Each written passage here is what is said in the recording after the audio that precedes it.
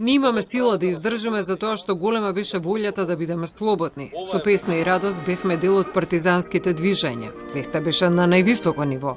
Дека треба да се расчисти со фашизмот. Се сеќава 99 годишниот Методије Конески.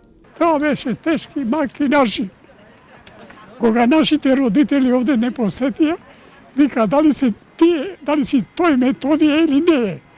Тоа не личеше на ништо, затоа што беа тешки нашите походи и гладни и боси, посебно во Македонија. Нашата воља беше голема, ние гиневне и пеевне, назад не се враќаме.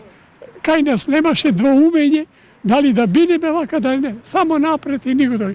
Денес со гордост велиме, пред 79 години народот организирано застана на страна на прогресивните антифашистички свет и со пушка в рака се избори за својата слобода, самостојност и самобитност за признавање кодифициран македонски јазик.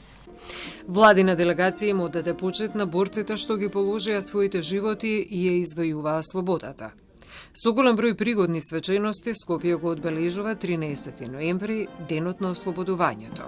Би сакала денеска да ви се заблагодарам од срце.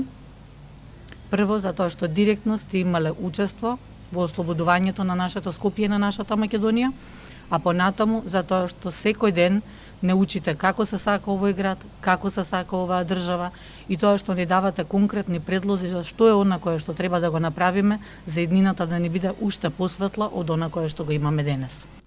Во денешните пригодни говори речиси воопшто и не можеше да се слушне за сето она што е Скопје денес и со кои предизвици се соочува.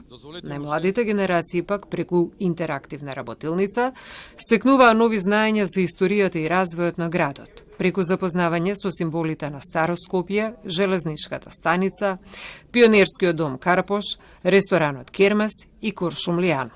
Тука е многу интересно како прво било хотел, па затвор и колку е убава историјата на овој град што јас сум живела, не сум го знаел до сега. Научив за железничката станица, например, дека точно прекинала да часовникот прекинал да работи кога започнал земјотресот во најголемиот земјотрес на Скопје. Работилницата ја организира Дирекцијата за култура и уметност.